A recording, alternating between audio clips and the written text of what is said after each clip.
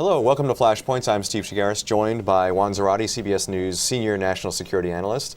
We're talking about Iraq and the airstrikes that happened Friday morning. Let's talk a little bit about the geopolitics going on here. What do these airstrikes, what is it going to mean geopolitically? Well, it has several sort of key components to it. I think the first thing is that our allies in the region will be somewhat relieved. Because there's been a question as to whether or not the United States is actually willing to flex its muscles to be an active participant amid all of the turmoil in the region. A lot of distress around lacking action in Syria, right? The failure of American policy there. And so I think our allies like the Saudis, the Jordanians, the Emiratis, the Egyptians and others will see this as a positive sign that the U.S. actually is willing to act. What is America willing to fight for? Well, at least this, right? The defense of Erbil, the humanitarian cause of the Yazidis and the minorities that are being attacked by the Islamic extremists. So I think that's a key component. The U.S. is willing to act. I do think, though, it raises some interesting broader questions as to what our U.S. policy is about. There seems to be some inconsistencies where we're willing to act and how we're willing to act. And so why defend the Yazidis in Iraq and Erbil when we haven't defended the Sunnis in Syria against the onslaught from Assad, for example? And so those kinds of questions will arise.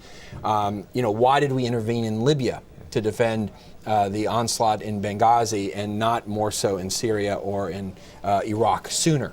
And those questions are amplified. You've got these flashpoints all over the world, and the U.S. has reacted differently, and this seems to be a more aggressive reaction than they have with others. So, right, and I think the U.S. The president saw this as a crisis that couldn't be ignored, and certainly required U.S. action. And you saw in his speech sort of laying out the criteria by which the U.S. would intervene, because he's made it very much his policy not only to withdraw from Iraq, to recede the tides of war, to use his terminology, but to be very precise in where and when the U.S. will intervene. And so in this context, he has argued that the criteria was there, that the Iraqi government asked for help in the context of the Yazidis.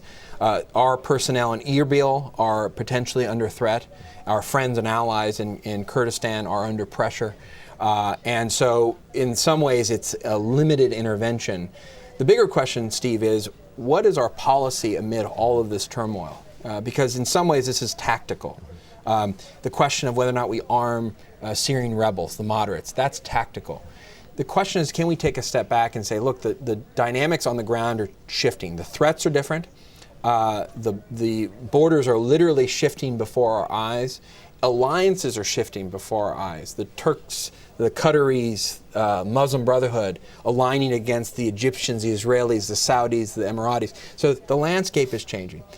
Can the U.S. actually, in that environment, shape a policy and a strategy that makes sense and influence the environment without getting entangled and without the slippery slope of getting drawn into more wars? Let's bring it home real quick. Domestically, what is the president facing politically after this, do you think?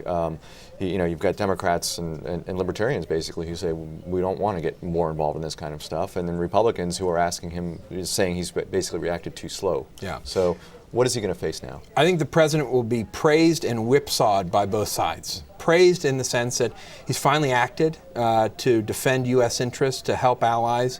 From the Democratic side, the Ambassador Power sort of line of thinking, we've acted to prevent a humanitarian disaster, which is a good use of American power and force, something he talked about when he got his Nobel Peace Prize, for example. But he will be whipsawed as well. He'll be whipsawed by those who don't think this is enough, that he's constraining American strategy and interest too much. Why aren't we trying to defeat the Islamic State? Why aren't we doing more to push back? He'll also be hit by those who say, both of the libertarian side from the Republicans and also the liberal Democrats, why are we intervening at all? This isn't our fight. And President Obama, you were the president who said we weren't going to get into more wars. We weren't going to get entangled in the Middle East, and we were going to pull out of Iraq. And so the president, in some ways, is constrained, and you see it in his speech, he's constrained by the fact that he's defined his foreign policy political narrative about pulling us out of war, taking us off a war footing, and getting us out of Iraq. This in some ways is a political nightmare because it's a new kind of conflict, a new threat in Iraq that requires U.S. intervention.